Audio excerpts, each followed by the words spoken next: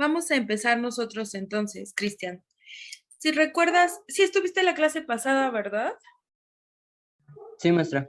Estábamos hablando de los niveles de organización. El primero, pues ya lo vimos, que es la célula, y el segundo son los tejidos. ¿Recuerdas cuántos tipos de tejidos hay? Son 4. ¿Recuerdas alguno? Tejido muscular. El muscular, ok. ¿Te acuerdas cómo lo separamos al tejido muscular? ¿O qué tipos de tejido hay? De tejido muscular hay,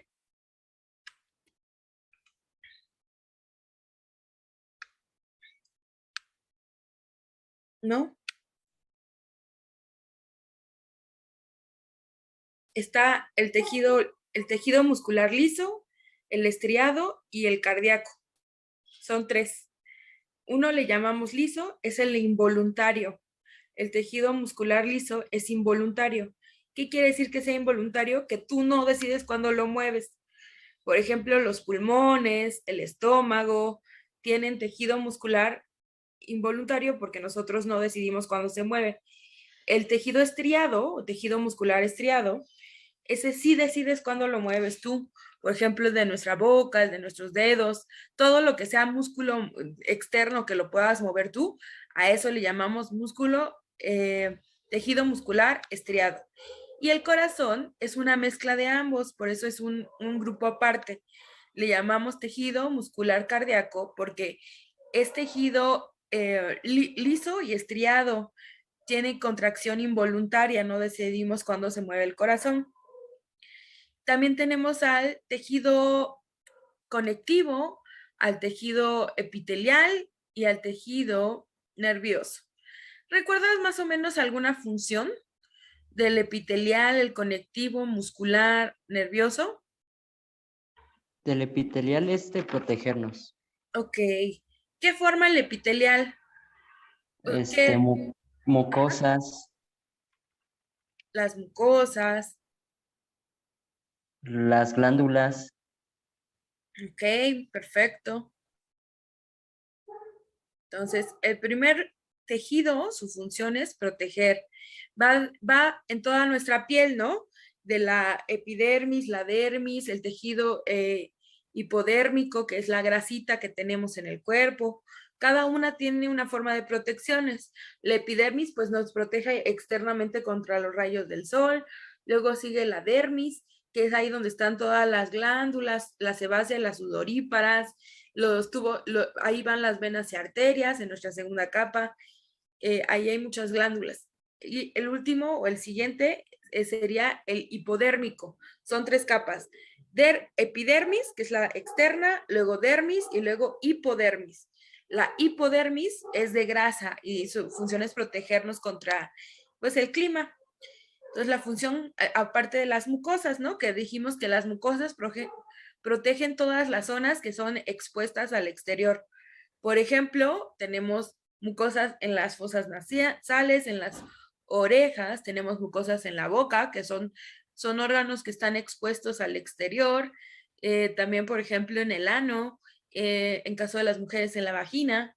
Entonces, lugares que estén expuestos al exterior. Tenemos mucosas conjuntivas, las de los ojos. Entonces, cada una de ellas, su función es protegernos.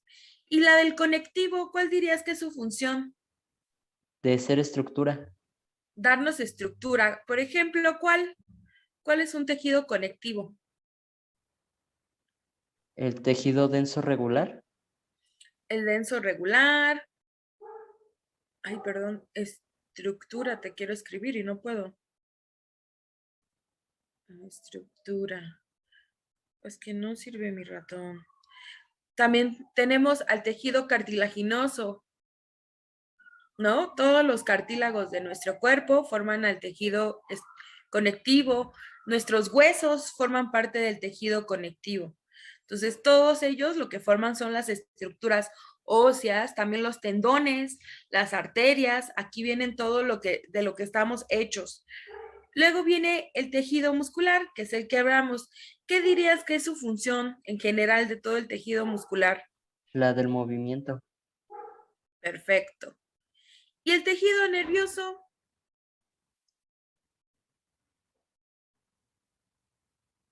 Sería la de la transmisión de los impulsos. Nos permite la comunicación a través del impulso nervioso, ¿verdad? Entonces, estas son las tres funciones vitales. Si te das cuenta, ¿te acuerdas de la primera clase que hablábamos de las características de los seres vivos? Que decíamos, todos los seres vivos se reproducen, tienen relaciones con el medio ambiente y con los demás seres vivos, todos los seres vivos crecen, todos los seres vivos están formados de célula, todos los seres vivos tienen movimiento. Si te das cuenta, quien nos permite tener algunas de estas características son los tejidos que nos forman. Entonces, esta es la parte, la célula, muchas células juntas forman un tejido. Esos tejidos tienen funciones muy específicas. Ahora vamos a ver qué pasa cuando diferentes tejidos se mezclan. Cuando el tejido epitelial se mezcla con el conectivo o con el muscular o el muscular con el nervioso. Hay mezclas de los 4 tipos en conjunto. Entonces, forman órganos. A esto le llamamos órganos y muchos órganos forman un sistema o un aparato. Entonces, un órgano es un conjunto de tejidos, de diversos tejidos, que cumplen determinada función y que pueden tener más de una función. Un órgano puede tener más de una función. Por ejemplo, ellos nos hablan de los pulmones. Los pulmones pertenecen a 2 sistemas, al sistema respiratorio, porque nosotros sabemos que los pulmones nos sirven para respirar, pero también los pulmones sirven como forma de trasladar oxígeno y sangre a todo nuestro cuerpo. Por lo tanto, como trasladan sustancias a todo nuestro cuerpo, decimos que también forman parte del sistema respiratorio. De hecho, nuestros pulmones pertenecen a tres sistemas: el sistema respiratorio, el sistema circulatorio y el sistema inmunitario, porque los pulmones tienen respuesta inmunitaria. O sea, por eso estornudamos o por eso producimos flemas, porque esa es la respuesta de los pulmones cuando algo entra a nuestro sistema que no debería estar. Por ejemplo, el humo, o por ejemplo una bacteria, o cuando te pica la garganta y entonces el reflejo de tus pulmones es hacer que tosas para expulsar la bacteria o lo que esté causando la irritación en tu garganta. Entonces los pulmones pertenecen a varios sistemas. ¿Conoces algún otro órgano que pertenezca a varios sistemas?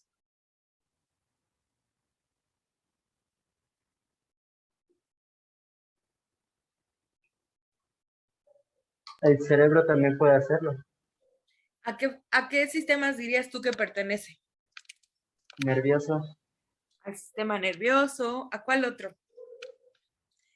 De hecho, el cerebro casi funciona para todos los sistemas, porque recuerda el cerebro es como el jefe de todo nuestro cuerpo, ¿no? Él es el que emite los mensajes o las señales. Por ejemplo, el cerebro es parte del sistema muscular, porque para que tu músculo se mueva, para que tu brazo o tu pierna camine, no se muevan, tu cerebro es quien le manda las órdenes para hacerlo.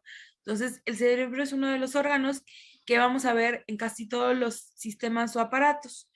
Vamos a ver un poquito cómo funciona el cerebro y qué partes lo componen. Dice que el cerebro está compuesto por 4 lóbulos, que mira, aquí están los lóbulos, déjame, te los enseño. Ay, ya los perdí. Aquí están. Tenemos 4 lóbulos y cada uno es una manera de separar al cerebro. No quiere decir que nosotros los tengamos marcados así en la cabeza, de uno es diferente, simplemente funcionan para diferentes cosas. En la parte frontal tenemos el lóbulo frontal, es la parte de la frente. Este sería nuestro lóbulo frontal. Atrás de él, en la sien, en la parte de arriba de nuestra cabeza, está el parietal. En la parte posterior de nuestra cabeza se encuentra el occipital y el temporal se encuentra atrás de nuestros ojos. Mira, aquí irían nuestros ojos. Si hiciéramos un dibujo, aquí irían tus ojos.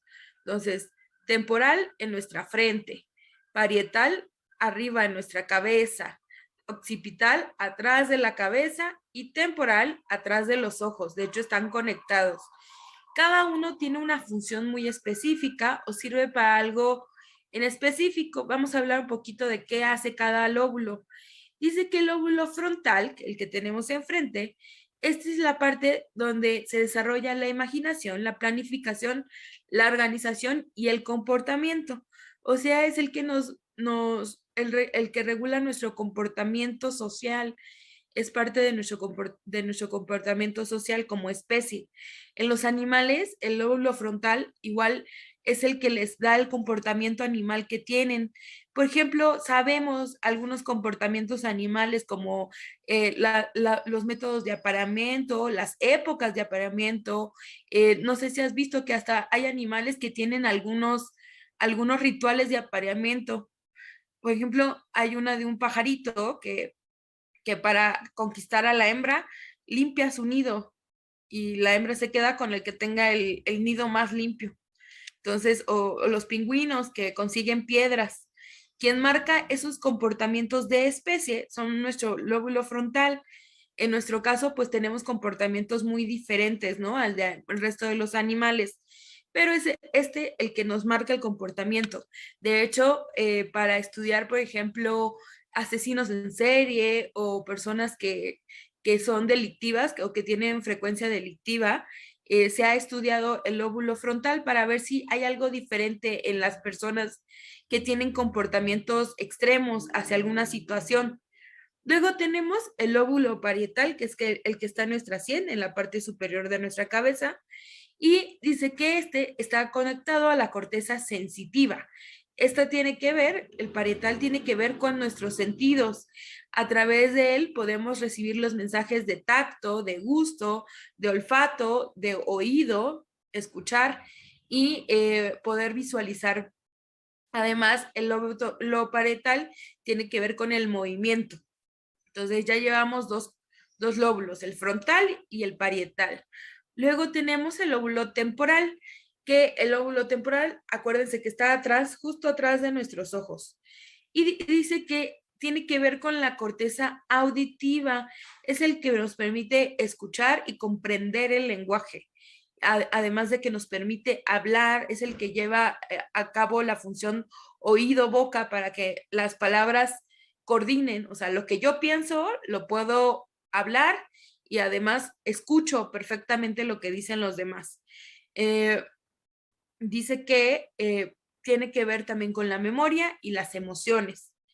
Y por último, el occipital, que está en la parte de atrás de nuestra cabeza, es el que lleva el proceso visual para que puedan distinguir ustedes las imágenes y para relacionarlas con cosas.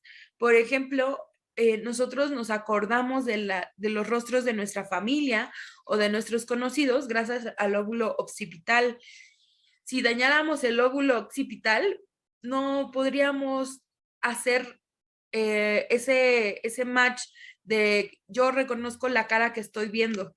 Entonces, nuestro lóbulo occipital es el que nos ayuda a ponerle una descripción a todas las cosas que vemos, como si tengo una pluma, sé que es una pluma porque la estoy viendo y mi lóbulo occipital me indica, eso que estás viendo es una pluma. Entonces, cada uno de ellos tiene una función muy específica en nosotros. Además de que está dividido en cuatro lóbulos, nuestro cerebro está cubierto por una capa a la que le llamamos corteza terrestre. Es una membrana, es una pequeña capa que tiene un grosor de 2 a 6 milímetros y que en los diferentes animales es de diferente grosor. Y de hecho, esto es lo que nos distingue del resto de los animales, porque la corteza cerebral o la capa que rodea nuestro cerebro puede ser muy delgada o gruesa y formar surcos. Mira, este es el cerebro de un humano. Tiene surcos, tiene bastantes pues líneas. Y si te das cuenta en comparación con otros animales, ¿tenemos más o menos surcos? ¿Ustedes qué dicen? Por ejemplo, este es, este es una nutria o una comadreja. Ellos tienen una corteza cerebral con surcos. Prácticamente con nada. Sí, con nada de surcos. Por ejemplo, y hay animales que tienen más surcos que nosotros, o sea que su capa, su corteza cerebral es más gruesa que la nuestra. Por ejemplo, un león marino, miren, tiene más marcados, ¿no? Los surcos, como que tiene hasta más, o por ejemplo este animal, este es otro león marino, se le ven más líneas, ¿no? Y más rayitas que nosotros, más surcos. Esta corteza es importantísima para nosotros porque dependiendo del grosor es la manera en que emite los mensajes, conecta nuestras neuronas y manda las señales nerviosas para que funcione el resto de nuestro cuerpo. Entonces, los animales que tienen muy poca corteza, por ejemplo, estos de esta línea, los conejos, las ratas, muchos de estos animales, al tener una corteza muy delgada, su conexión es muy rápida, pero no lo suficientemente lenta como para hacer una conexión de pensamiento, como la nuestra de razonamiento. Entonces son animales muy ágiles, de hecho las ardillas, los ratones, los conejos, son animales muy ágiles porque tienen mucha rapidez. ¿Qué quiere decir eso? Que está tan delgada su capa que todo el pensamiento va muy rápido. Entonces, actúan muy rápido. No sé si han visto que casi es muy difícil cazar un ratón o una ardilla porque son muy ágiles. Sus mensajes cerebrales pasan tan rápido que nosotros, imagínense que nosotros tardamos como punto 002 segundos en que nuestro cerebro dice, voy a mover la mano izquierda y la mueve, pero ellos inmediatamente, pasa tan rápido la información que inmediatamente que lo piensan ya lo están haciendo. Entonces son animales muy ágiles, pero otros animales que tienen cortezas muy gruesas, tienen conexiones más lentas que las nuestras, por lo tanto no son tan ágiles y su pensamiento no es tan eficiente y tan rápido como el nuestro. Entonces, el grosor de nuestro cerebro es perfecto para el razonamiento lógico, o sea, para el pensamiento. Eso es lo que nos diferencia del resto de animales, el tipo de corteza cerebral que tenemos. Ay, perdón, quería borrar esto. Entonces, dice que ese es algo que nos diferencia del resto. Todos los animales tenemos una corteza cerebral, solo depende el grosor de ella para el almacenaje de la información y el traspaso de información. También tenemos el cerebelo. El cerebelo es una estructura en forma de nuez chiquitita que lo tenemos conectado justamente en la parte posterior, en el lóbulo occipital. Dice que es el que nos mantiene en equilibrio, en movimiento, coordinación y nos permite adquirir lenguajes. El tálamo es la raíz de nuestra cabeza, es como la base de nuestra cabeza y está asociada a los órganos sensoriales. Nos permite sentir o nos permite transmitir esa sensación, las sensaciones del exterior hacia el interior. El hipotálamo es uno de las partes más importantes de nuestro cerebro. Este hace las funciones de autorregulación de nuestro cuerpo. Recuerdan que hablábamos hace mucho que nuestro cuerpo se autorregula. ¿Qué quiere decir que nuestro cuerpo se autorregula? Que puede trabajar solo, no necesitamos nosotros eh, estar pensando de voy a respirar, voy a mover el corazón. Nuestro cuerpo se autorregula, funciona solo. Y parte de las funciones las lleva el hipotálamo, porque imagínense, el hipotálamo es el que lleva el ciclo del sueño. También controla nuestra sed, nuestra saciedad, cuando te llenas, cuando tienes sed, controla la temperatura corporal, controla la sensación de dolor y controla la salida de hormonas, sustancias y sí, hormonas y todo re, lo relacionado con procesos cíclicos de nuestro cuerpo. Por ejemplo, la salida de alguna hormona necesaria para el crecimiento o alguna sustancia, por ejemplo, para el ciclo menstrual, todo lo que tenga que ver con hormonas, el hipotálamo lo controla. Luego tenemos al hipocampo, que es el área que se encuentra en el lóbulo temporal, atrás de nuestros ojos, que nos permite tener memoria y aprender, poder guardar información. Tenemos al tronco encefalorraquídeo y la médula espinal que están conectadas una con otra. El tronco y la médula son son parte del tubo conector, miren. Imagínense que seguimos dibujando. Aquí este es el tubo raquídeo, o sea, la base de nuestra cabeza. Se conecta con la médula espinal y esa médula espinal va por toda nuestra espalda, toda la espalda. Entonces, de la espalda salen vértebras. Nuestra espalda tiene discos de vértebra y cada vértebra tiene conexiones nerviosas que van hacia nuestros brazos, van hacia nuestro estómago, van hacia nuestras piernas. Literal, la médula ósea es la que conecta nuestro cerebro con el resto del cuerpo. Por eso, cuando la médula espinal se daña, causa enfermedades que casi ya no se pueden curar. No, nunca, por ejemplo, en los accidentes de carro, es muy común que se dañe esta zona, la médula espinal, por un golpe en la espalda o por un movimiento del cuello, cuando hay un accidente, se puede atrofiar nuestra médula espinal y al no estar bien o no estar completamente funcional, pues la persona puede perder alguna función de las muchas que ya dijimos que tiene nuestro cerebro. Por ejemplo, puede causar parálisis de movimiento, que alguna parte del cuerpo no se mueva, que no haya lenguaje, que ya no se pueda recuperar el lenguaje, que se pierda la vista. O sea, puede afectar a alguno de nuestros lóbulos o, por ejemplo, las personas que pierden la memoria en un accidente es porque se dañó la médula espinal. Al dañarse la médula, causa daño en algún lóbulo temporal, occipital, al frontal, en alguno de estos, y por lo tanto se pierden las funciones que desarrollaba ese lóbulo. ¿Ok? Luego tenemos, por ejemplo, no, y por último tenemos a la hipófisis.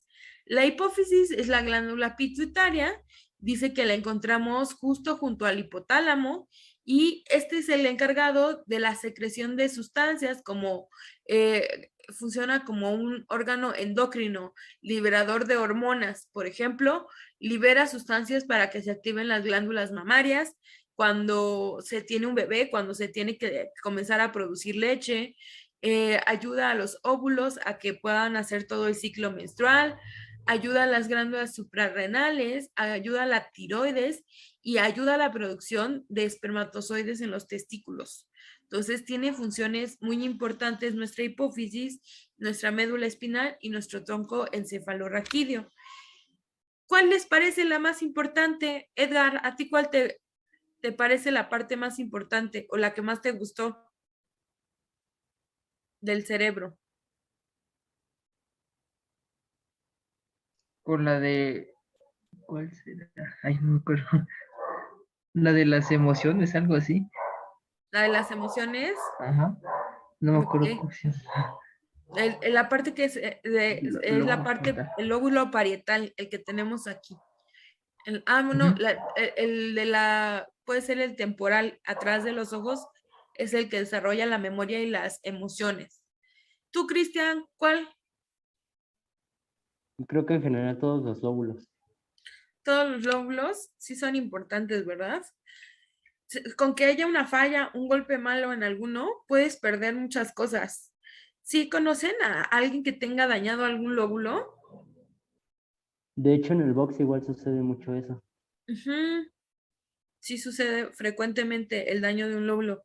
Por eso no está tan divertido los golpes en la cabeza, porque sí puedes, o sea, con un zape puedes dañarle a una persona. Por eso se supone que deberíamos usar casco cuando usamos un transporte, pero pues casi nunca, ¿verdad? No está tan común, ¿ok? Entonces, el cerebro, ya vimos, de hecho, si se dan cuenta, funciona para muchos sistemas, porque es parte del sistema nervioso, pero también funciona para que funcionen los demás sistemas, o sea, mueven al cuerpo, entonces son parte del sistema muscular. El músculo es el cerebro es un músculo, entonces ya pertenece ahí van dos, el nervioso, el muscular, también funciona para el sistema respiratorio, porque a través de él mandan la información para que nuestros pulmones hagan su movimiento. Ya, perdón, ¿eh? Una disculpa. Entonces, el cerebro cumple funciones, o más bien trabaja para todos los sistemas de nuestro cuerpo o para todos los aparatos de nuestro cuerpo.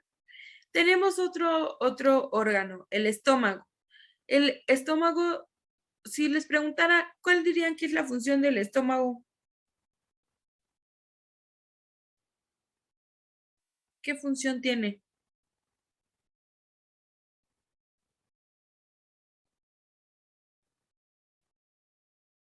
Tú, Luz, ¿cuál sería su función del estómago?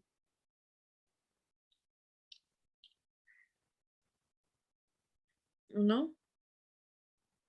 Es Digerir los alimentos. digerir los alimentos, ¿no? Nuestro estómago es parte, funciona para, dice que en pocas palabras es un órgano encargado de triturar los alimentos hasta convertirlos en una papilla que luego pueda pasar a nuestros intestinos. Nuestro estómago es muy chiquito realmente, mide entre 8 a 11 centímetros y no lo tenemos en la parte de abajo, no está como en la panza. No, nosotros normalmente creemos que nuestro estómago está aquí, pero nuestro estómago está aquí arriba, miren, vean, aquí está. Aquí está el estómago. Mide entre 8 a 11 centímetros, pero tiene la capacidad de crecer de acuerdo a las necesidades de cada persona o al alimento que le metamos, o sea, que ingiramos. Normalmente si comenzamos a comer mucho, nuestro estómago tiene la capacidad de estirarse, pero si dejamos de comer esas cantidades, nuestro estómago vuelve a encogerse y hacerse chiquito. ¿Ok? Entonces tiene capacidad de distendirse o de expandirse. Dice que el estómago está compuesto, pues, por lo que nosotros conocemos como estómago, pero en que cada una de sus terminaciones o en cada entrada está conectado directamente con nuestro esófago y tiene dos entradas o dos puntos de control. El primero se llama esfínter esofágico y el otro se llama esfínter pilórico. La comida cuando llega, imagínense, vamos a dibujar, pasa por nuestra boca, pasa por nuestro esófago y cuando llega al esófago, aquí hay un esfínter. Los esfínteres son puertas que se abren de acuerdo a las necesidades de nuestro cuerpo internamente. Entonces, el esfínter se abre de a poquito, no es como que esté conectado y se vierta toda la comida sobre él, sino que permite la entrada de poco a poco de la comida, de poquito, para que ese poquito de comida que entró se disuelva, se digiera y sea procesado. Entonces, imagínense que hace este movimiento, va haciendo este movimiento de entrada y salida para que la comida entre en pequeños bolos, así se les llama, bolos alimenticios. De hecho, bolo es cuando lo tienes en la boca, cuando ustedes están masticando, a eso se le llama bolo alimenticio. Y una vez que pasa a nuestro esófago, se le llama kilo, así se le llama, kilo alimenticio, que es el que tiene nutrientes o el que contiene nutrientes y va a ser procesado por nuestro estómago. Una vez que ya procesó el alimento, los nutrientes se absorben por las paredes de nuestro estómago para ir a los demás órganos y aquellos nutrientes que no pudieron ser absorbidos y los desechos pasan hacia el otro lado, hacia nuestro intestino delgado. Entonces, hay otro esfínter que se llama esfínter pilórico, que se abre y se cierra de poquito en poquito para ir formando otro bolo que va a pasar por los intestinos. Los intestinos se encargan de ir quitando aquellos nutrientes que nuestro estómago no pudo deshacer, porque hay alimentos que son de alta carga de fibra o de alta carga de nutrientes o alta carga de grasa. Cuando un alimento es alto en algo, de azúcar, de grasa, nuestro estómago no lo puede procesar todo. Por lo tanto, nuestros intestinos, el intestino delgado y el grueso, se encargarán de seguir obteniendo los nutrientes. Nuestro intestino es larguísimo, mide entre 11 a 20 metros nuestros intestinos. Si lo sacáramos y hiciéramos una hilerita, son de 11 a 20 metros dependiendo de la persona. También nuestro estómago, pues ya sabemos, tiene la capacidad de segregar sustancias. Entre las sustancias que segrega o las sustancias que vierte está la pepsina y el ácido clorhídrico. La pepsina es quien le permite realizar su movimiento, se llama movimiento peristáltico, el movimiento de nuestro estómago. Y es la pepsina, una sustancia que se segrega aquí cuando comemos, que le permite realizar el movimiento. Y la otra, pues el ácido clorhídrico, quien va a deshacer todas las sustancias que haya en nuestro estómago.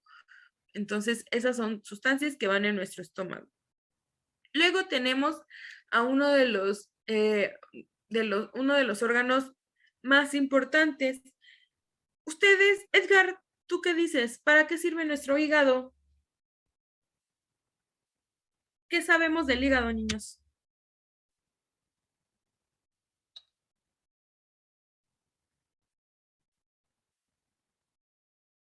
¿Alguien conoce alguna función o algo que haya oído hablar del hígado? Eliminar toxinas. Eliminar toxinas, ok, me parece bien. Entonces, acuérdense que aquí el punto es ubicarlos y saber su función. Ese es todo el rollo de este tema. Ubicar dónde se encuentra el órgano y cuál es su función principal. La función del hígado es la de, sí, ayuda a liberarnos de toxinas. Si se dan cuenta, miren, está aquí nuestro estómago y al ladito suyo está el hígado.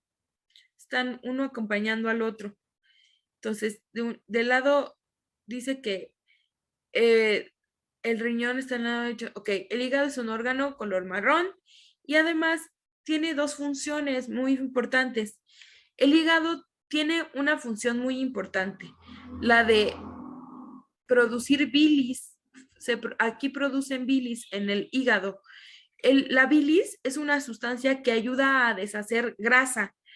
Entonces, cuando nosotros comemos algo que sea grasoso o que contenga grasa y se encuentre esa grasa en nuestro estómago, el hígado segrega bilis.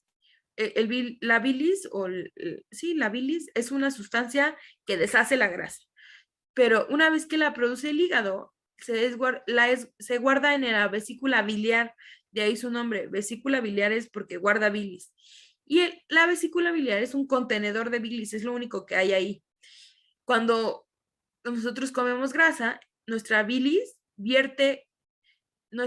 vesícula biliar vierte bilis en la grasa que comemos para que se deshaga, para que nos ayuda a descomponer la grasa. Entonces, esa es una de las funciones del hígado, producir una sustancia llamada bilis.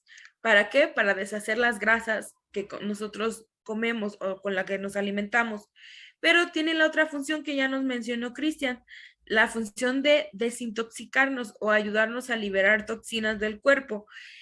El hígado, verán, funciona como un filtro, como alguien que nos ayuda a limpiar nuestra sangre.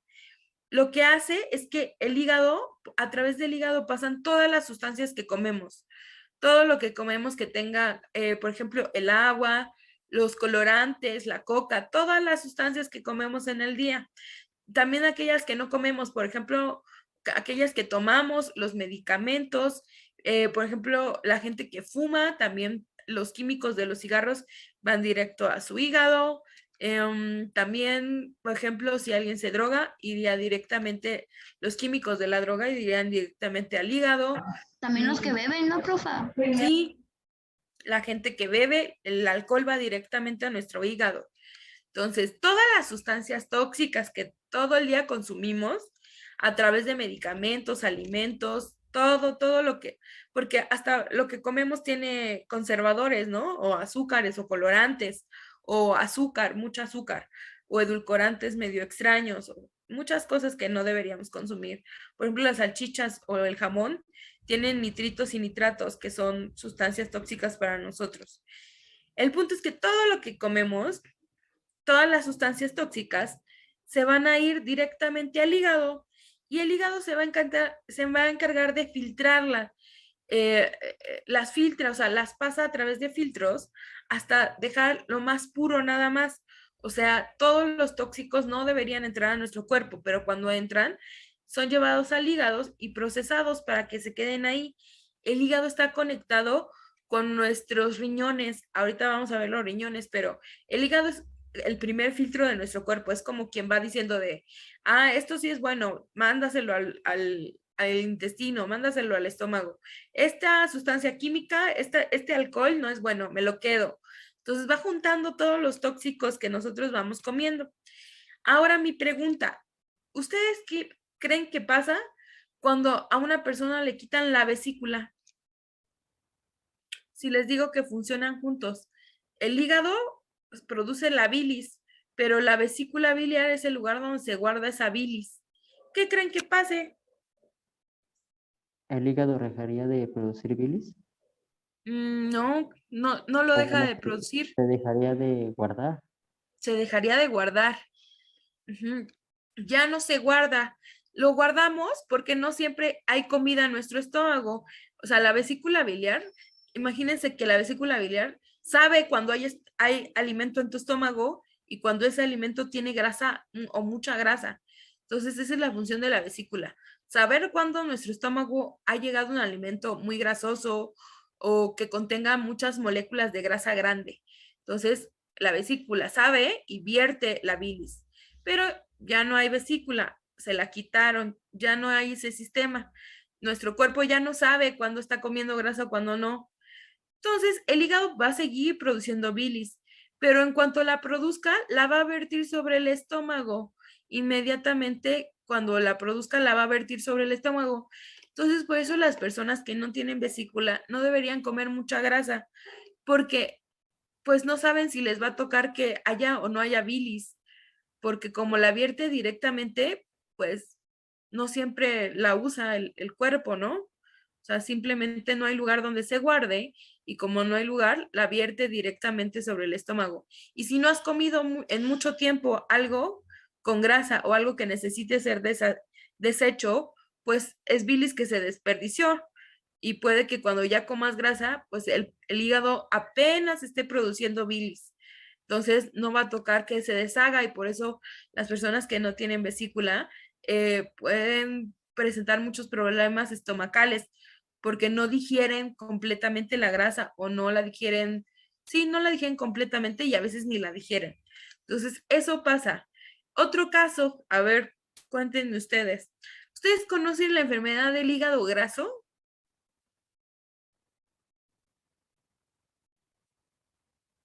¿Han escuchado de el hígado graso? ¿O no?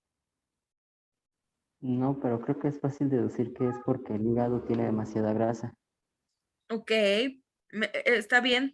Entonces, el nombre nos dice qué es la enfermedad y se da en personas que comen mucha grasa o comen muchas sustancias tóxicas. Por ejemplo, las personas que fuman, las personas que beben, son a las que más les da hígado graso.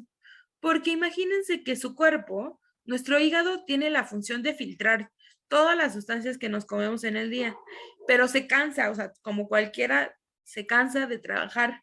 Entonces, imagínense que este hígado está sobre trabajando, alguien que toma todos los días o que toma, sí, que toma todos los días, imagínense, o alguien que todos los días se toma 2 cocas o medio litro de coca, 1 litro de coca, está haciendo trabajar a su hígado mucho porque entonces su hígado va a tener que filtrar y filtrar todas las sustancias. O por ejemplo, alguien que toma muchos medicamentos o muchas drogas, su hígado tendrá que filtrar cada uno de esos y se cansa. Como se cansa, comienza a trabajar más lento, comienza a trabajar mucho más lento. Y al trabajar más lento, todas esas sustancias tóxicas, toda esa grasa de la que se tenía que deshacer, se comienza a acumular y comienza a hacer una capa, como si recubriera el órgano, como si le estuviera haciendo un molde al hígado. Se pega durante todo, se pega alrededor de todo el hígado. Y una vez que ya está completamente envuelto en nuestro hígado, comienza a perder funciones de poder pues filtrar las cosas, como hay una capa tan grande de grasa encima de él, pues ya no le llegan completamente todas esas sustancias que tiene que filtrar. Entonces comienza a filtrar muy lentamente o deja de filtrar.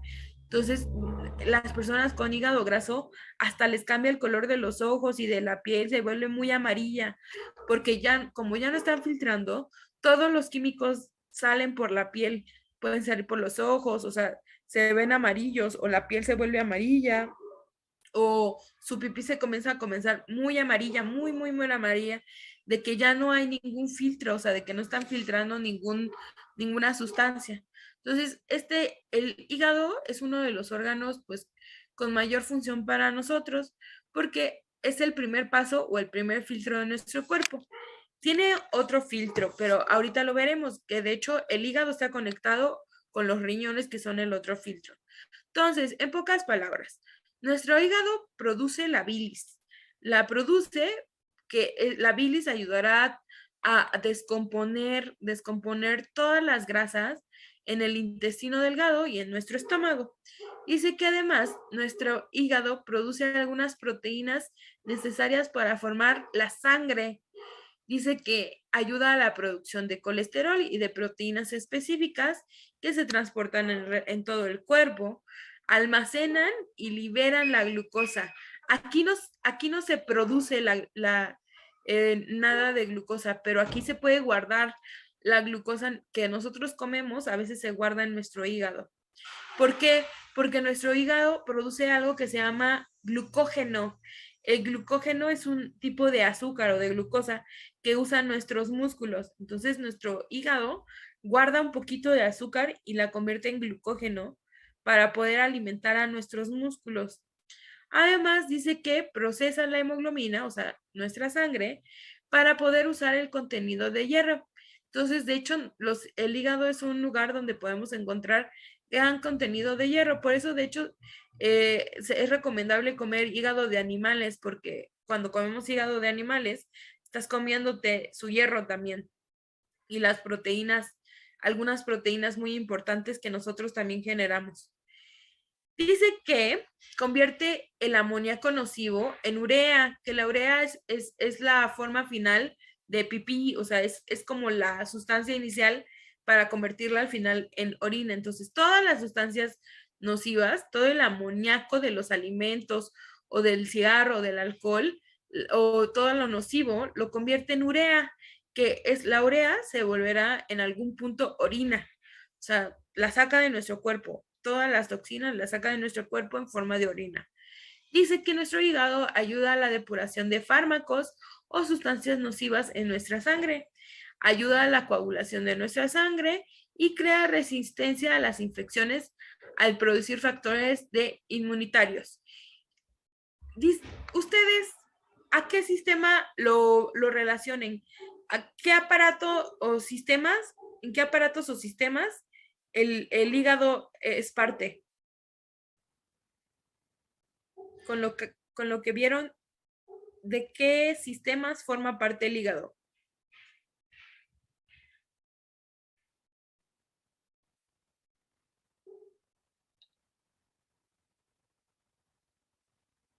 ¿Formaría parte del sistema urinario?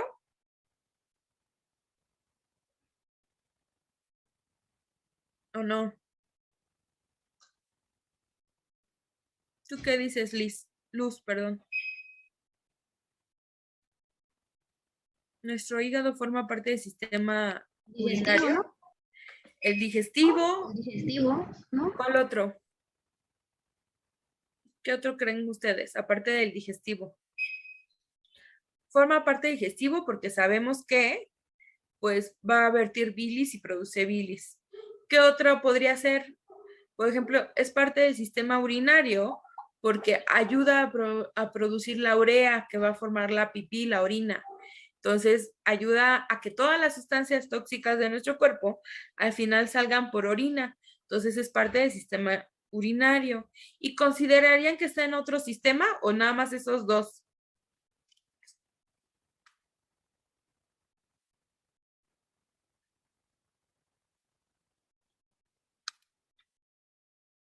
Tú, Edgar, ¿qué dices? ¿Nada más esos dos o pertenece a otro? Sí, nada más esos dos. Tú, Cristian, ¿qué piensas? ¿Lo mismo que Edgar?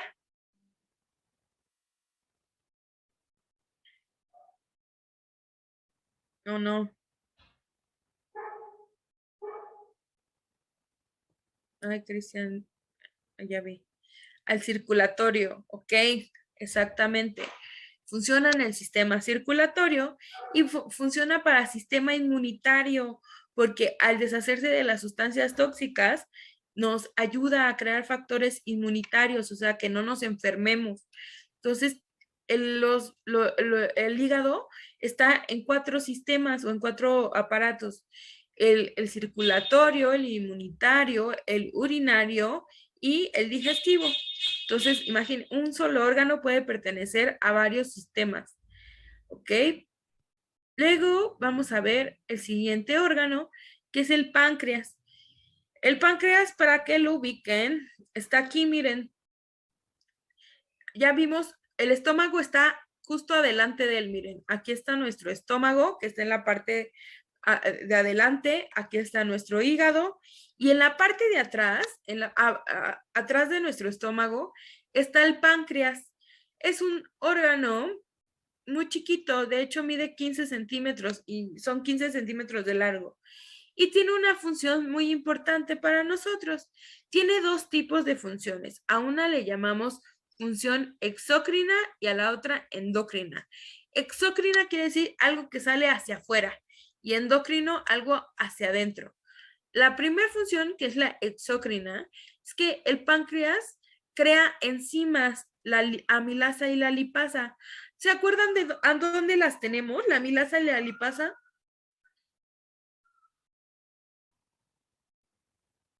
¿No se acuerdan ustedes dónde se segregan la amilasa y la lipasa? Son 2 enzimas que ayudan en la digestión. Deshacen cosas. Su función es deshacer. El páncreas crea estas 2 sustancias, amilasa y lipasa. La amilasa deshace almidones y la lipasa deshace grasas, lípidos.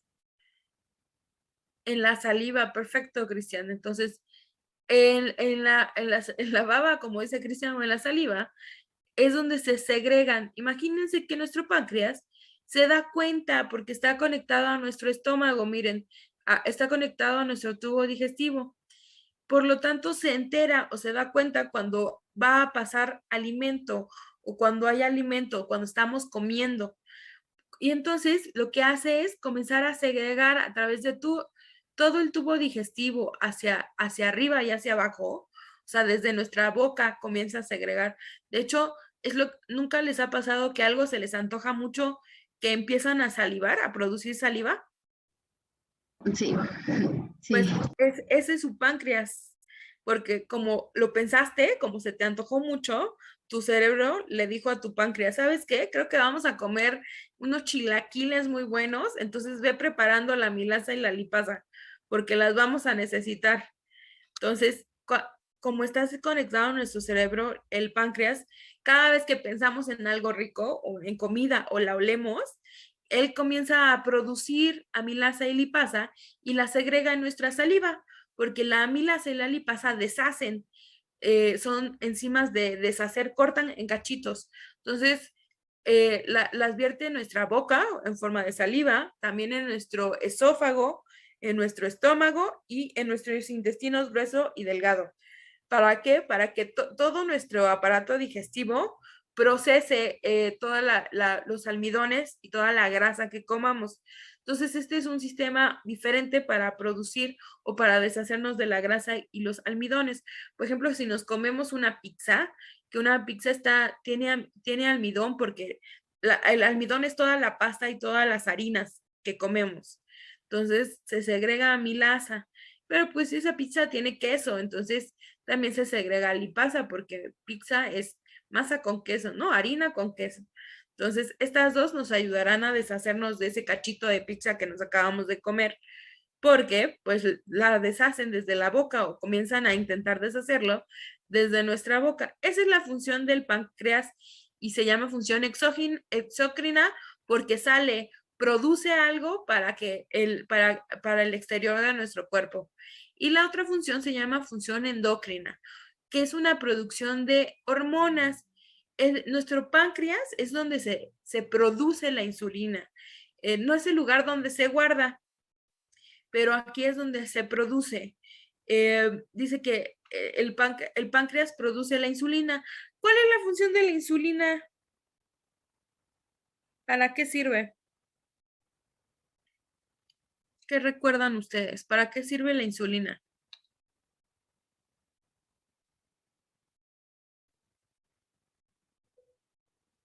Cristian dice, regula los niveles de azúcar.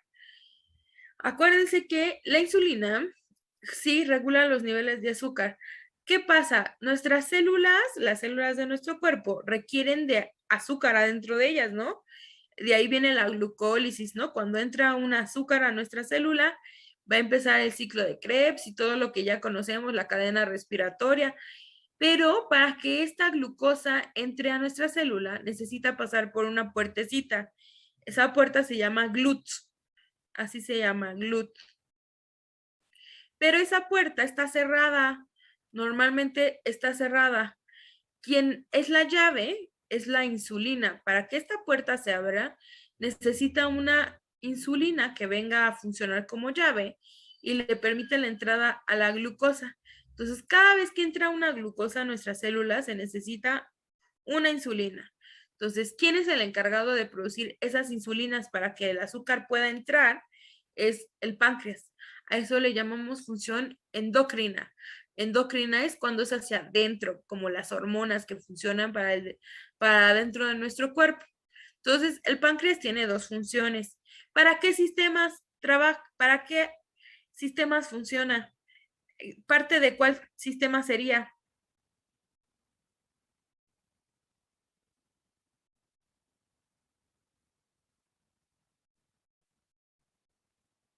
¿Tú qué dices? ¿Sistema qué? Por sus dos funciones. Una es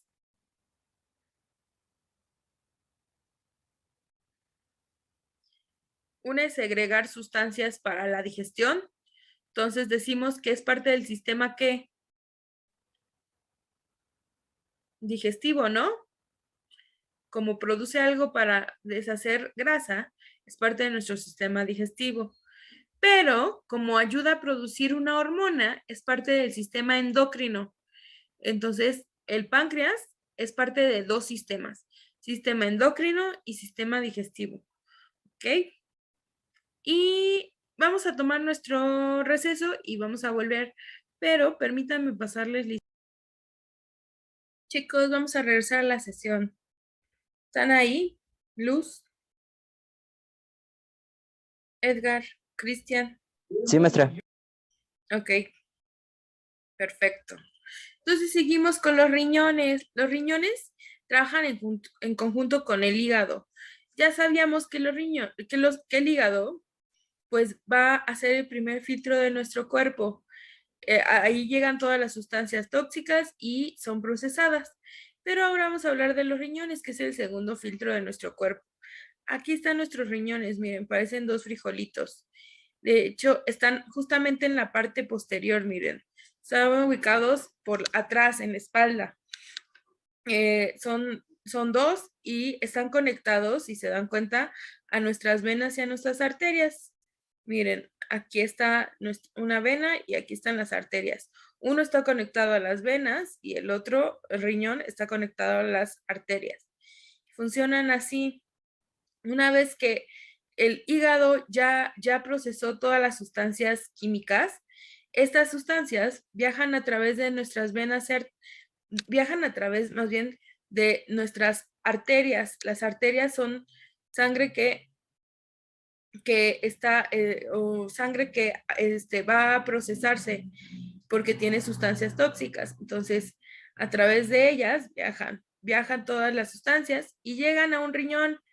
Este riñón tiene algo que se llaman glomérulos, que miren, si se dan cuenta, se ven así, si nos acercáramos, se verían así. Son pequeños filtros, son filtros. Entonces, lo que hacen es pasar todas esas sustancias tóxicas pasan a través de cada uno de estos filtros, atraviesan todos los filtros y una vez que ya están purificada la sustancia, o más bien nuestra sangre vuelve a estar purificada, salen, pero ahora salen por una vena y una vez más regresan a nuestro torrente sanguíneo, o sea, regresan a nuestro cuerpo, pero ya oxigenadas y limpias. Entonces, los riñones dice que filtran cada 30 minutos toda la sangre de nuestro cuerpo. Eh, Funcionan en conjunto y son parte de dos sistemas. Ahora les explico por qué. Lo que pasa es que una vez que ya filtraron todas las sustancias, todo lo que quedan los glomérulos envían todas las sustancias nocivas o todas las sustancias tóxicas, las envían en forma de urea a nuestro uréter. El uréter son los conductos que van directamente a nuestra vejiga, donde se fabrica o se produce la orina. Entonces, todas las sustancias tóxicas, una vez que ya pasaron por todos los filtros, son pasados a través de estos conductos que se llaman uréteres y van a nuestra vejiga. En nuestra vejiga se convierten en orina y pues son expulsadas a través de nuestro cuerpo. Entonces, hígado y riñón funcionan en conjunto como dos filtros. Primero, el hígado, que es el que recibe todas las sustancias tóxicas y las filtra una vez. Una vez que las filtra, las guarda y las envía en el torrente sanguíneo a través de las arterias, las envía a los riñones. En los riñones serán procesados por nuestros glomérulos que tenemos en los riñones y una vez que sea procesada, la sangre limpia o la sangre oxigenada regresará a nuestro cuerpo, a nuestro torrente sanguíneo y todo aquel desecho que quede será procesado por nuestro uréter y convertido en urea y en orina. Entonces, así funciona nuestro sistema. Pertenecen a dos sistemas. Los riñones pertenecen al sistema circulatorio porque pues transportan sangre y pertenecen al sistema urinario porque nuestros riñones producen la urea para producir la orina. Entonces, están conectados a dos sistemas, urinario y circulatorio. Entonces, una vez que nuestra vejiga se siente llena, no es como que cada vez que comemos un alimento pasa esto, llega hasta acá y luego procesa, sino que una vez que nuestra vejiga se siente llena es cuando se desecha toda esa urea que acabamos de excretar nosotros. Entonces, funcionan en conjunto. Estos son dos aparatos que funcionan juntos o siempre van de la mano, el hígado con nuestros riñones. Podemos sobrevivir con uno, este es uno de esos órganos que podríamos sobrevivir si nos quitan uno, porque realmente no funcionan al mismo tiempo, nuestros riñones no están los dos funcionando al mismo tiempo, sino que funciona uno primero y luego funciona el otro, o sea, ahora sí que nosotros tenemos como una pieza de por si el otro se descompone. Obviamente se tardaría más en filtrar solo si hubiera uno, pero podemos sobrevivir con solo uno porque realmente cada vez que entra sangre sucia a nuestro riñón, solo lo hace uno y lo expulsa hacia el otro lado. Si se dan cuenta, ambos riñones están conectados a vena y arteria. Miren, aquí está el que está conectado a la vena y por atrásito, si se dan cuenta, está el que está conectado a las arterias. No funcionan al mismo tiempo y por eso es que podemos sobrevivir si nos quitaran uno de nuestros riñones. ¿Conocen a alguien que solo tenga un riñón? ¿O que funcione con un solo riñón?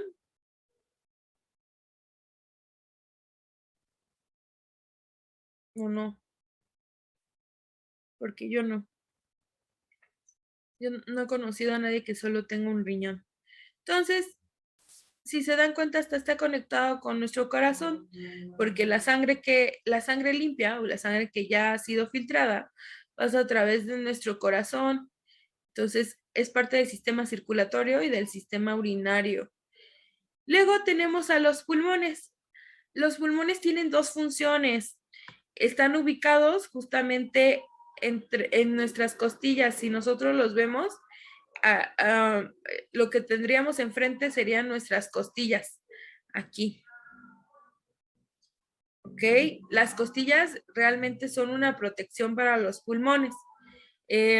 Los pulmones no tienen el mismo tamaño. Uno de nuestros pulmones es más grande que el otro. ¿Saben cuál es más grande? Hay una lógica de por qué un pulmón es más grande que el otro.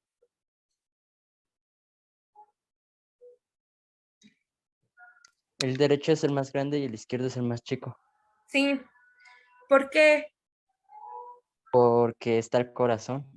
Exactamente. Entonces, como nosotros tenemos el corazón aquí, bueno, sí, sí, ¿verdad? Este sería el lado izquierdo de la persona.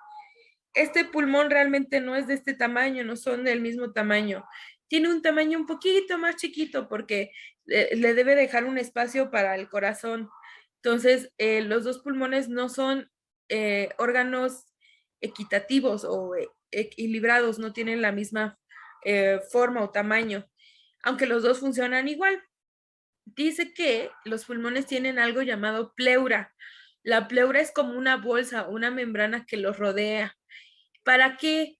Porque los pulmones no deben estar en contacto con otros órganos, no deberían tocar otro órgano, porque los pulmones son órganos muy importantes. Si el resto de nuestro cuerpo se contamina, el sistema respiratorio es el que debe seguir funcionando. Los órganos del sistema respiratorio que debemos cuidar o que nuestro cuerpo cuida son los pulmones y el corazón. Son los dos órganos que tienen una capa que los rodea. En este caso, el de los pulmones se llama pleura. Lo que hace es que no esté en contacto con otro órgano, porque si hubiera una infección general en nuestro cuerpo intenta cuidar que los pulmones no sean infectados. Nuestros pulmones están conectadas a la tráquea, que está conectada pues a nuestra faringe, que está conectada a la boca y a la nariz. Por eso es importante que cuando usan cubrebocas se tapen la nariz, porque si se dan cuenta, los pulmones tienen conexión con ambos, con boca y con nariz. Entonces, un cubreboca se pone desde acá hasta acá porque las dos vías están conectadas. Si se dan cuenta, pues es el mismo lugar a donde llega. Lo que va a la boca tiene la misma conexión. Obviamente, ahí distinguimos que la comida se va a otro lado, pero la tráquea es parte importante de esto. Entonces, los pulmones tienen ramificaciones a las que le llamamos bronquiolos. Estas ramificaciones se llaman tubos bronquiales y entre más se van haciendo más delgaditas o más finitas cuando más profundo es el pulmón. La terminación de esos bronquiolos, o sea, las partes finales o las terminaciones, son esta parte, así se llaman alveolos. Esta es la parte donde ocurre una de las funciones de nuestros pulmones. Miren, la primera función ya la conocemos, se llama función respiratoria. O sea, dice, los pulmones, dice, en la función de respirar, dice, los alveolos llevan el oxígeno, oxigenan la sangre y asimismo sacan el dióxido de carbono para ser expulsado del cuerpo. La función de los pulmones es introducir aire al cuerpo y expulsarlo. Dentro de los pulmones, el aire se desplaza a través de una red de vías respiratorias o ramificaciones, que estos son los alveolos y todas las ramificaciones que tienen. Están hechas de un tejido elástico. ¿Qué tipo de tejido serán los pulmones? Conectivo, epitelial, muscular o, o nervioso. ¿Ustedes qué dicen? ¿O qué conjunto más bien? Porque no están hechos de un solo. ¿De cuál creen que estén hechos los pulmones?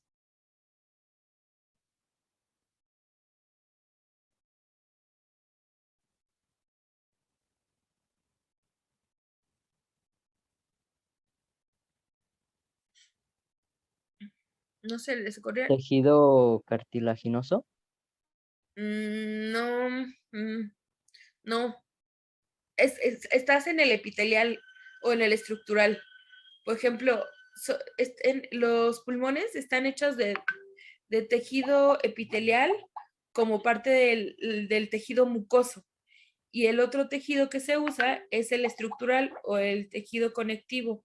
Entonces están hechas de dos tipos de tejido estructural, que es el conectivo, y el epitelial. Entonces, tienen dos funciones. Al tener dos tipos de tejidos, tienen dos funciones. La otra función de nuestros pulmones se llama la no respiratoria. La función no respiratoria tiene que ver más con el sistema inmunitario. El sistema inmunitario, acuérdense que es el que protege de las enfermedades. ¿Qué pasa? Que nuestros pulmones tienen una producción de moco o flema, nosotros las conocemos como flema.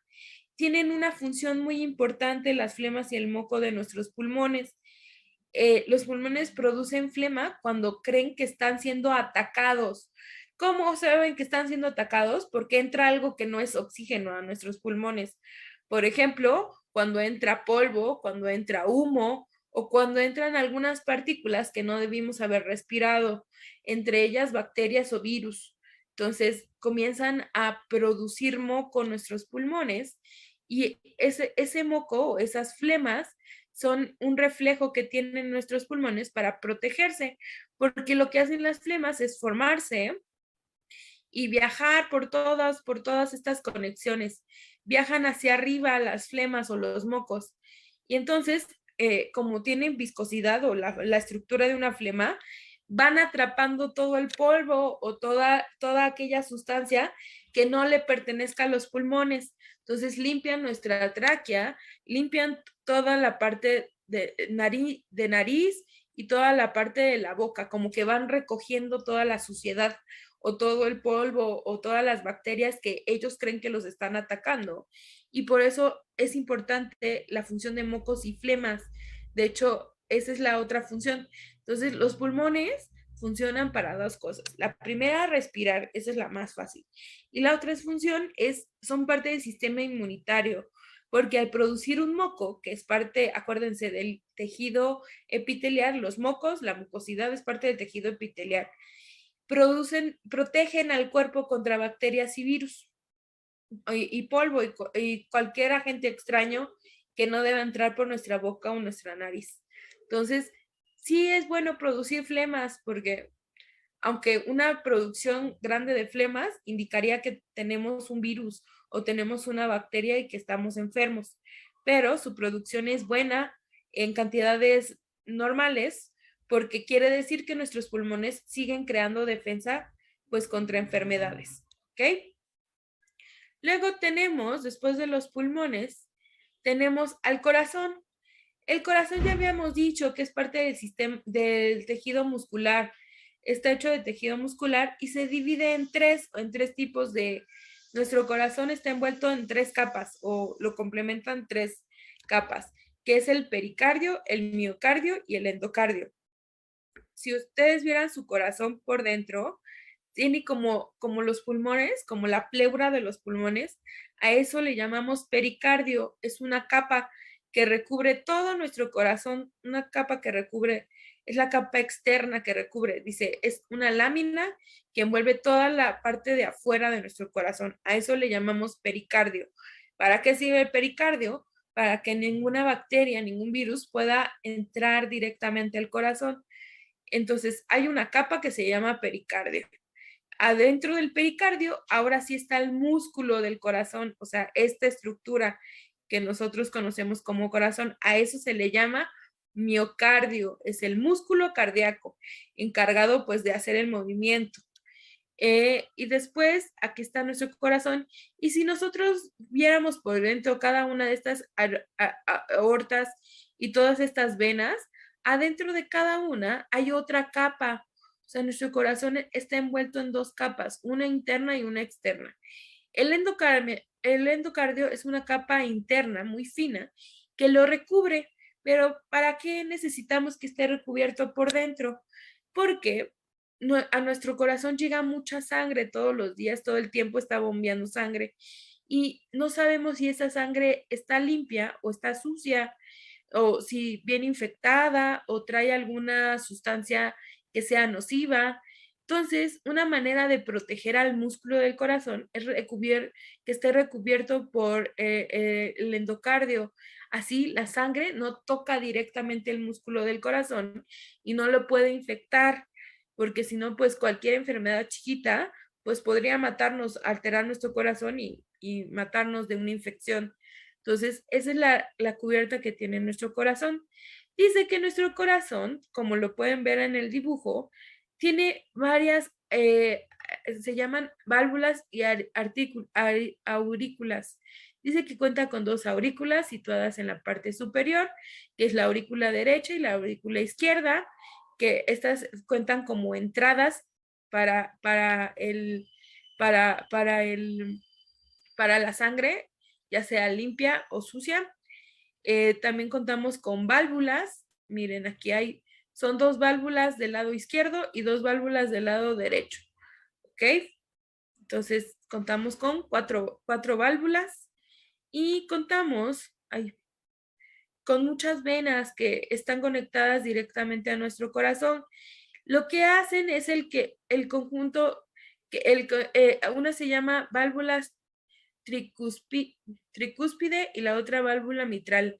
Y lo que hacen es que unas impulsan la sangre hacia adentro, miren, hacen el movimiento de hacia adentro y las otras 2 válvulas hacen el movimiento hacia afuera. Esto es lo que le da el movimiento a nuestro corazón, al que le llamamos sístole cuando está contraído y diástole cuando está dilatado. Entonces, las válvulas tricúspide y la mitral van hacia adentro y la válvula pulmonar y la aerótica van hacia afuera para expulsar esa sangre. La válvula mitral y la cúspide lo que hacen es meter sangre, la introducen y para que salga esa sangre ya limpia, están las válvulas pulmonar y la aórtica que hacen el efecto contrario, soltar esa sangre para que sea expulsada hacia afuera. Entonces, así funciona nuestro corazón con 4 válvulas, 2 hacia adentro para impulsar hacia adentro y hacer el movimiento de sístole y 2 válvulas hacia afuera que hacen el movimiento de diástole. Nuestro corazón es parte del sistema circulatorio. ¿Ok? Luego tenemos al vaso. ¿Alguno de ustedes sabe cuál es la función del vaso? ¿Para qué sirve el vaso? ¿Qué han visto del vaso? ¿Alguien conoce?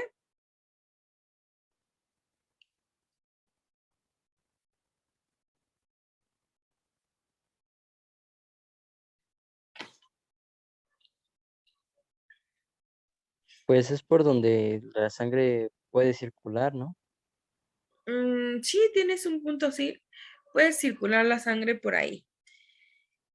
Alguien, bueno, todos tenemos vaso, pero ¿qué creen? Podemos vivir sin él porque ya hay mucho, digamos así, que el vaso es un órgano de reparación.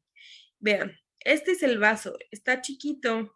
De hecho, es uno de los órganos más chiquitos que tenemos. Aquí está nuestro vaso. Y el vaso funciona como un contenedor. De hecho, de ahí su nombre, vaso. El vaso lo que hace o cómo funciona es que guarda 2 cosas. Pertenece al sistema linfático. El sistema linfático, para que usted lo entiende, es el que produce la sangre. Se encarga de la producción de linfocitos y de lo que nosotros llamamos plaquetas, glóbulos rojos y glóbulos blancos. ¿Ok? Eso es lo que se produce. Es parte del sistema linfático. Pero no es que aquí se produzcan, sino que aquí se almacenan nada más. La sangre es producida a través de los huesos. De hecho, hay muchos sistemas para producir sangre dentro de nuestro cuerpo. Pero el vaso es un lugar de guardar. Es un lugar donde se guardan. Y dice que guarda 2 cosas. Algo lo que le llaman ellos pulpa blanca y pulpa roja. Eso es lo que guarda el vaso. La pulpa roja son todas las plaquetas, todos los glóbulos rojos de nuestro. Dice, la pulpa roja es roja porque contiene cantidades de sinusoides. Los sinusoides son la sustancia con la que se produce la sangre y sirve o para qué la guarda el vaso es en caso de lesiones o alguna situación donde el cuerpo requiera cantidades extras de sangre. Por ejemplo, cuando nos operan, cuando nos cortamos, cuando nos sale una costra, una cicatriz, es porque de dónde sale esa sangre que nos ayuda a formar la costra es a través de el vaso. Entonces, el vaso se encarga de guardar un poquito extra de sangre de nuestro cuerpo para que en caso de algún accidente pueda darnos o brindarnos un extra de sangre. Y también guarda pulpa blanca. La pulpa blanca son todos nuestros glóbulos blancos o nuestras inmunoglobulinas o anticuerpos, ¿ok? Toda la protección para nuestro cuerpo. ¿Por qué la guarda? Porque acuérdense que nuestro vaso es un lugar de donde se guardan sustancias que en caso de emergencia, vamos a decir que funciona como una caja de emergencias, en caso de que nos cortemos, en caso de que nos enfermemos. Entonces, nuestro vaso guarda linfocitos o glóbulos blancos. Acuérdense que los glóbulos blancos son la defensa de nuestro cuerpo. Entonces, en caso de que tengas una enfermedad extrema, en caso de que estés enfermo o te hospitalicen o te pase algún accidente, tu vaso va a liberar pulpa roja, que son los glóbulos rojos, o pulpa blanca, si necesitas anticuerpos de más, o producir o almacenar glóbulos blancos. ¿Ok? Entonces, el vaso es un sistema de almacenamiento. Y dice que no es un órgano vital.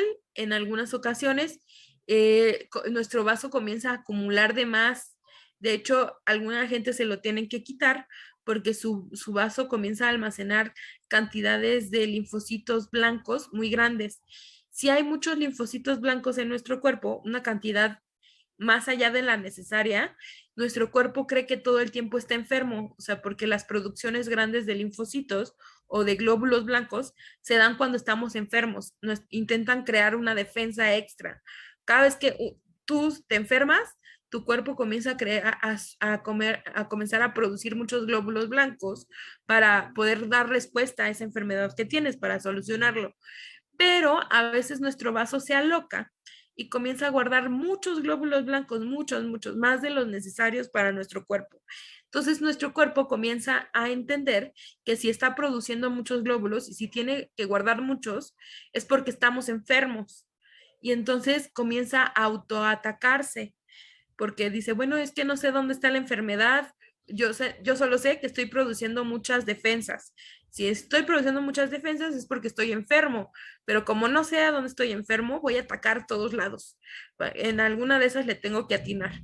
Entonces, tu vaso comienza a producir muchas y tu cuerpo cree que está enfermo. Entonces hay personas que se lo tienen que retirar porque como que dejó o perdió su función el vaso o comenzó a tener una función muy extrema. Entonces podemos vivir sin nuestro vaso porque no es un órgano vital. ¿Y a qué sistema pertenece? Si produce glóbulos rojos y produce glóbulos blancos, pertenece a dos sistemas. ¿A cuál y a cuál?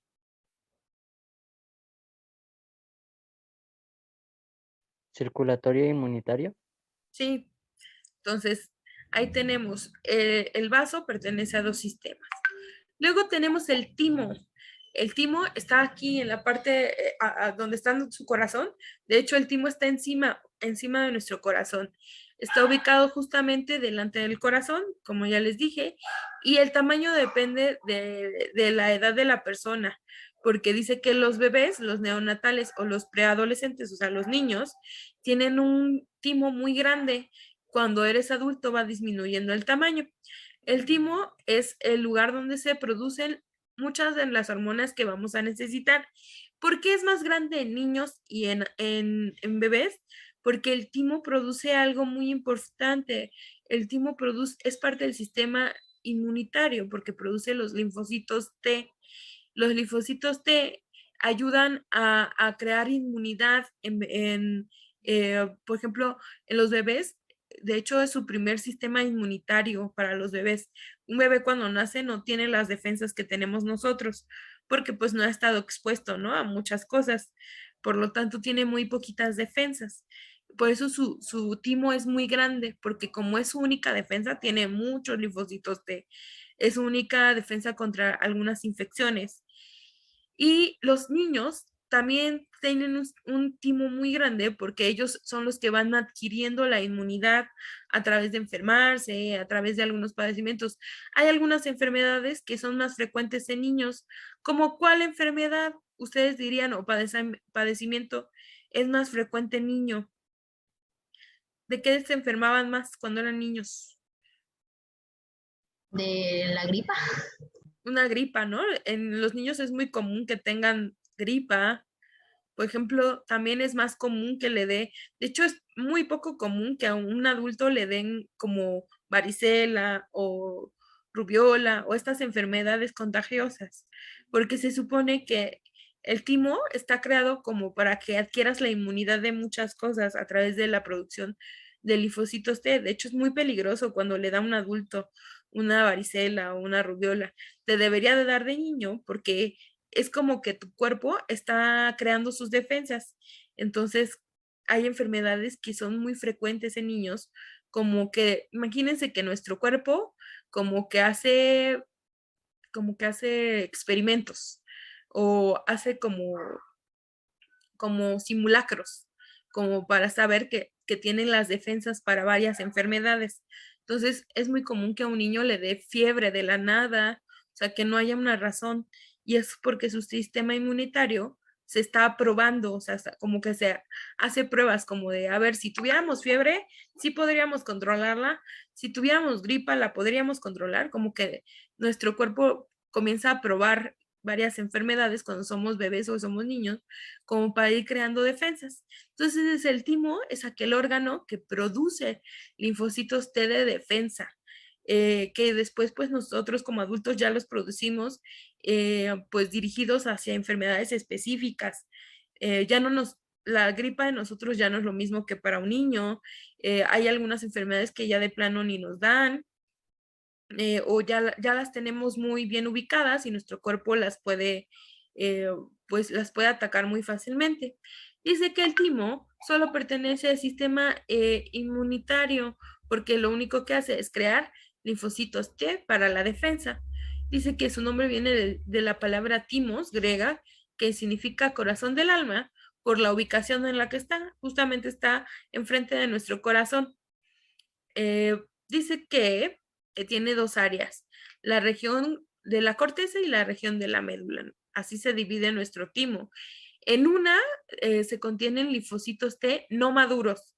La parte de la corteza contiene linfocitos T no maduros. Ahí es donde no tienen todavía la capacidad de responder a alguna enfermedad, que esta la tienen más desarrollado los niños porque la van creando. Y la región de la médula es donde ya hay linfocitos maduros que ya tienen la capacidad de dar respuesta hacia alguna enfermedad. Entonces, está constituido como por dos lados, la corteza y la médula. Uno tiene linfocitos inmaduros y otro tiene linfocitos maduros. Una vez que maduran, los linfocitos cambian de región para poder ser usados en caso de enfermedad. Y vamos con el sistema reproductor. Creo que es lo último. A ver, vamos a ver. No, falta más, pero el sistema reproductor masculino está compuesto por varios órganos, pero lo que yo quiero que vean es la diferencia entre el sistema reproductor masculino y femenino y que se aprendan algunos nombres, porque he visto que escriben como de ¿para qué sirve el epididimo? O cuál es la función del conducto diferente. Creo que lo que quieren es saber si conocen, o sea, algunas funciones de algunos órganos. Vienen como 3 o 4 preguntas de órganos y sistemas, pero no sé cuáles vienen, entonces hay que sabernos todos los órganos como para saber más o menos una cosa de cada uno de ellos. Los órganos reproductores masculinos, todos son órganos internos, a diferencia de las mujeres, todos sus órganos reproductores son internos, todos están recubiertos por algún tipo de epidermis o piel o dermis, entonces no hay ningún órgano expuesto. El único órgano expuesto es su uréter, o su uretra, que es justamente el orificio por donde sale la orina, el semen y el líquido preeyaculador, que esa es una diferencia con las mujeres. En los hombres existe solamente un tubo conectivo para todo. O sea, por el mismo lugar sale orina, sale semen y sale líquido preeyaculador. Esa es una diferencia y vamos a conocer para qué sirve cada uno de estos tubos. El primero que vamos a ver, vamos a ir del glande hacia atrás. El glande es la parte de enfrente o la cabeza del pene.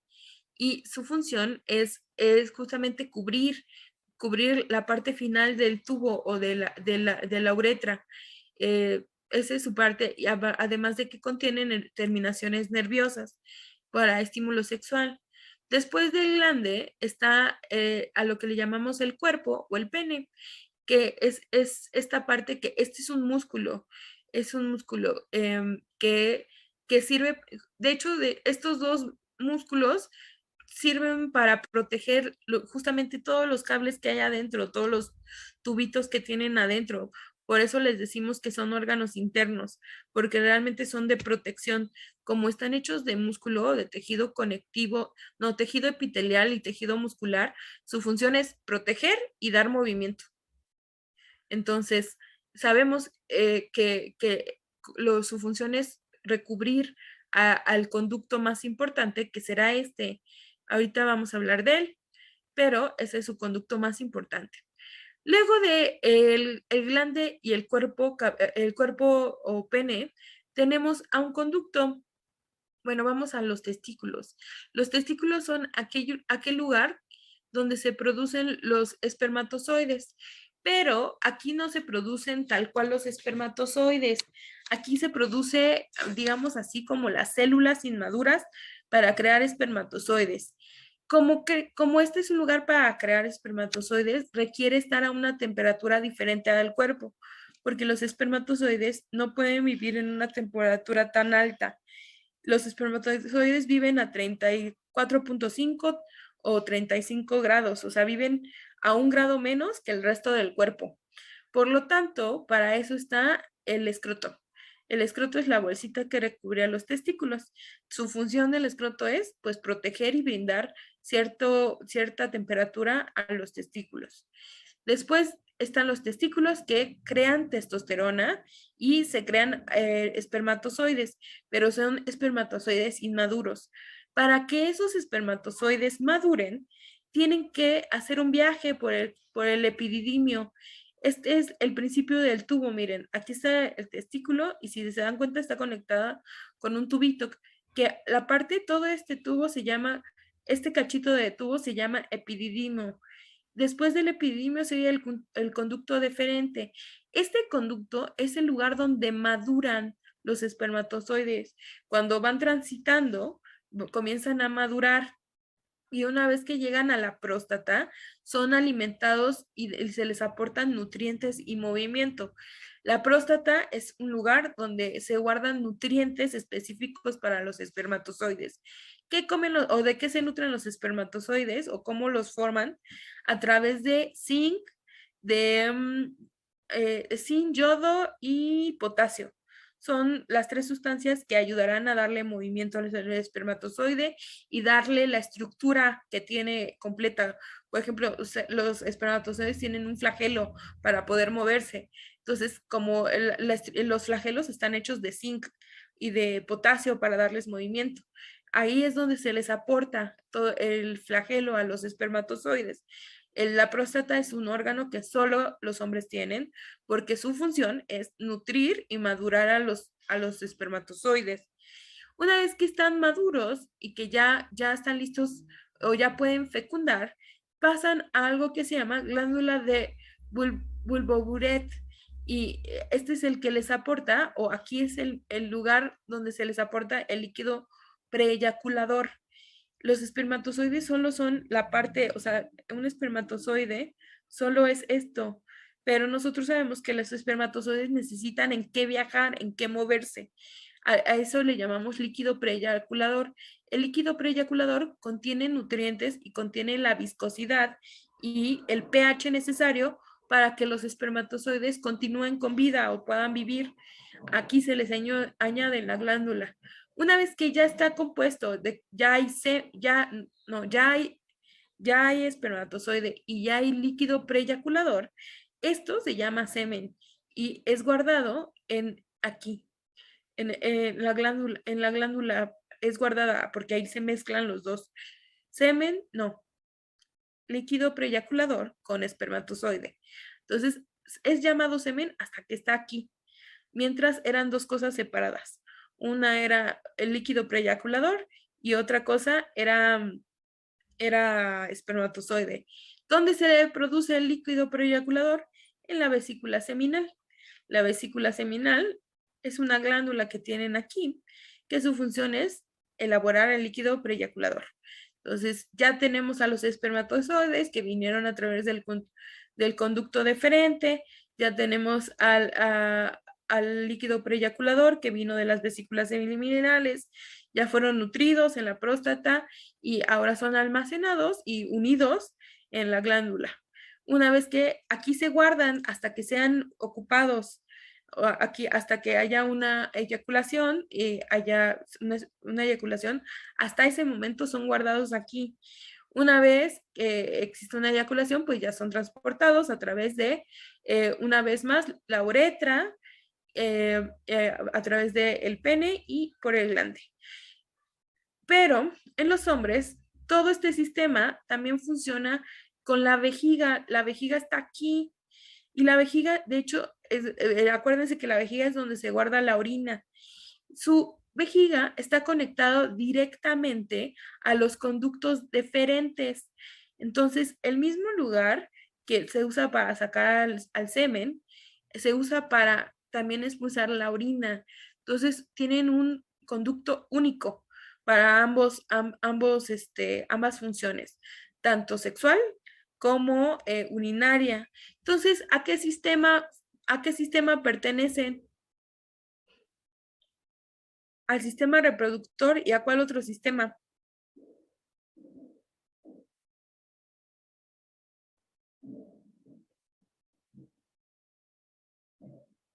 Al sistema urinario, chicos.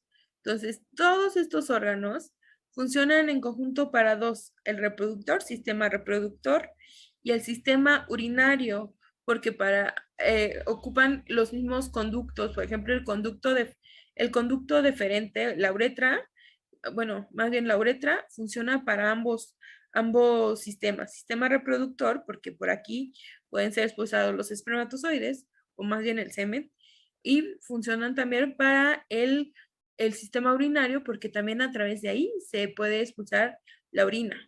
Entonces, hay varios órganos reproductores que también tienen función para el sistema urinario. Esto en caso de los hombres. Esta es una diferencia entre hombres y mujeres, porque las mujeres se tienen dos conductos diferentes.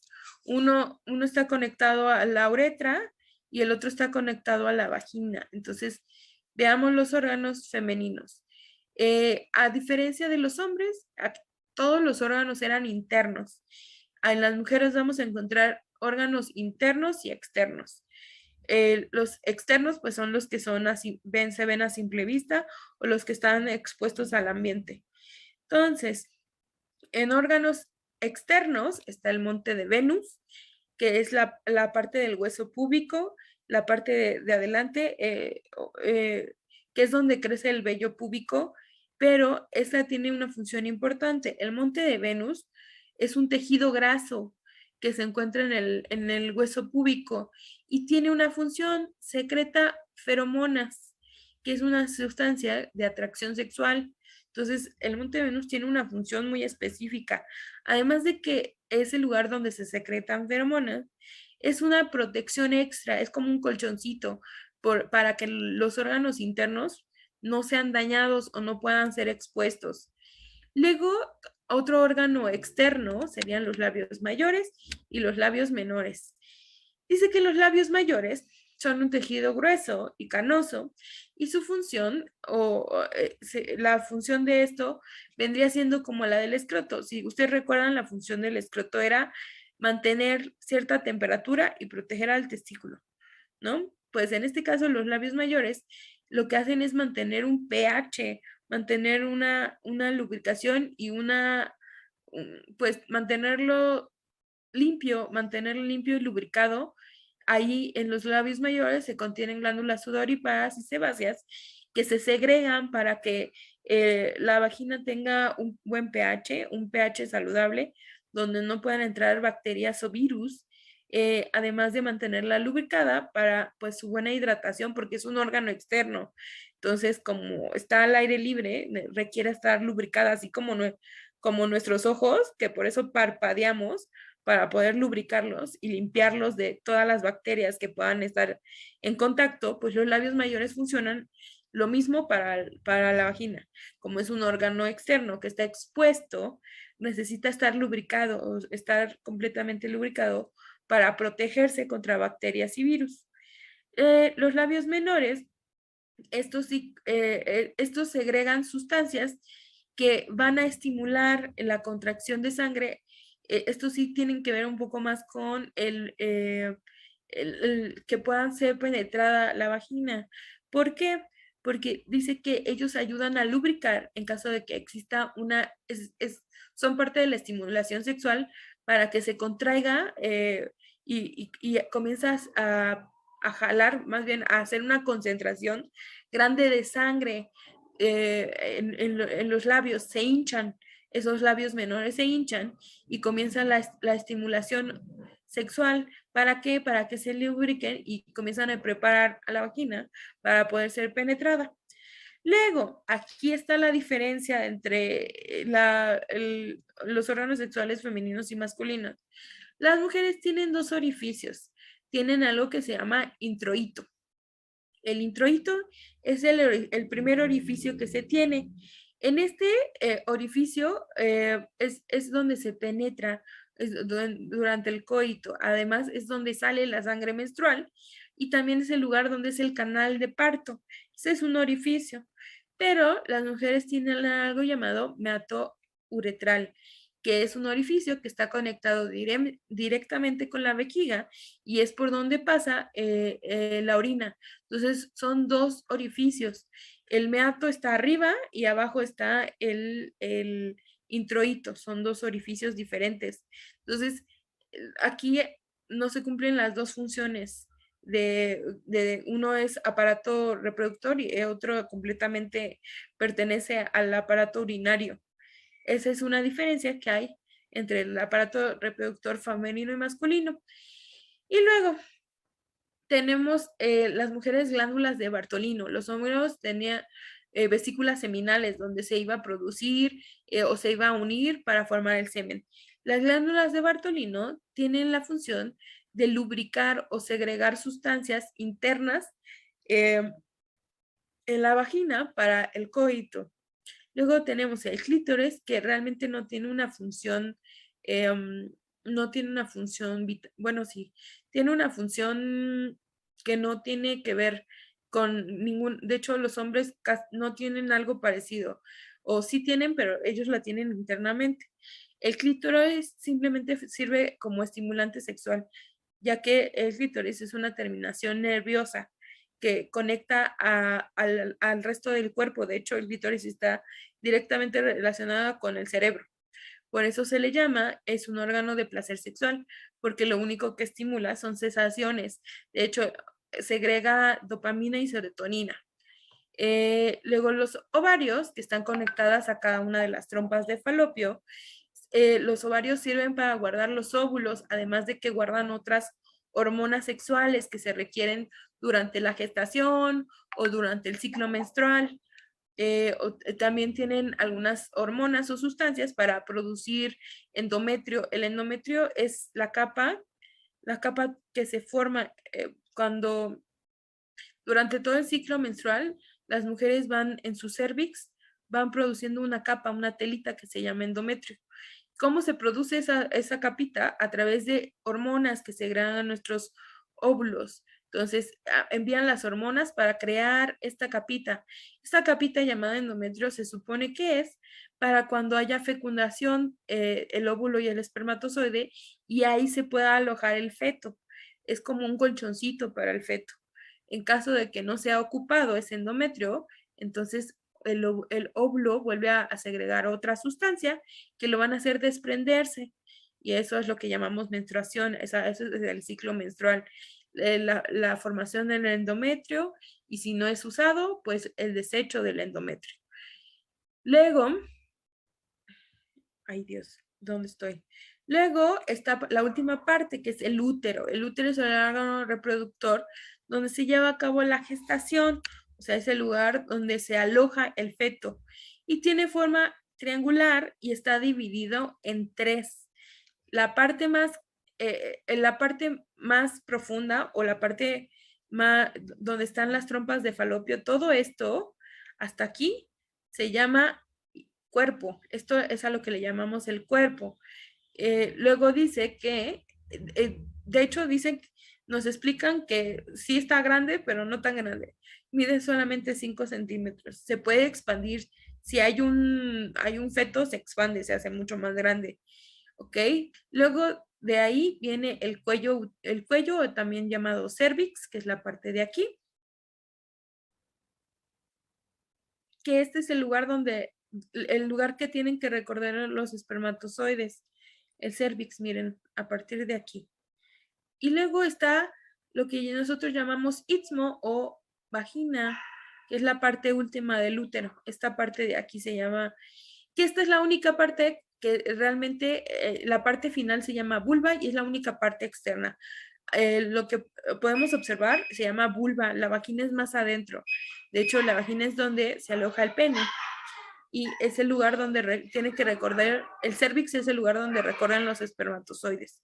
Entonces, si se dan cuenta, pues el útero es muy amplio o muy grande o tiene muchos espacios, muchos lugares para diferentes cosas. Chicos, ¿tienen alguna duda hasta aquí? Sé que es No, maestra, mucha pero sí, información. sí, es mucha información. Sí, sí, es mucha información. La próxima semana vamos a jugar a ver si nos recordamos todos alguno de estos. ¿Ok? Es entendible, pero sí es mucha información. Yo sé que sí. Con que se sepan una función y a qué sistema pertenecen, porque luego les preguntan como, ¿el hígado a qué sistema pertenece? Esa es la pregunta. Entonces, ustedes tienen que saber relacionar de, bueno, como hace esta función, pues pertenece al sistema tal. Entonces, eso es lo que quiero que más o menos les quede claro, que de acuerdo a su función podemos saber a qué sistema pertenecen cada uno de los órganos. Bueno, chicos, espero que les sirva. Ya casi terminamos, ya casi se acaban el curso. La próxima clase vamos a terminar el tema y va a haber examen. Entonces, quería saber si hay algún tema que necesiten de repaso. Los de la mañana me estaban diciendo que querían ver nuevamente la célula, porque ya no recordaban para qué servía cada organelo. ¿Tienen ustedes algún tema que necesiten o que quieren ver?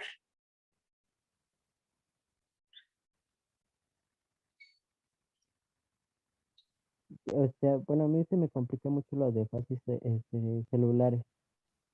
¿Lo de qué? Perdón, es que no te oí. Fases celulares. Ok, las fases celulares.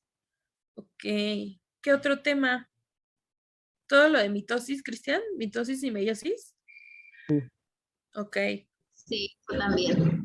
ok, entonces con ustedes podríamos ver ese tema para anotarlo y tenerlo en cuenta, acabar lo más rápido posible esta clase la próxima semana y darle un repaso general a ese tema para que ustedes recuerden. Bueno, que tengan muy buenas noches. Hasta luego. Gracias, maestra, hasta luego. Hasta luego. Hasta luego. Que tenga una linda noche. Igualmente. Gracias.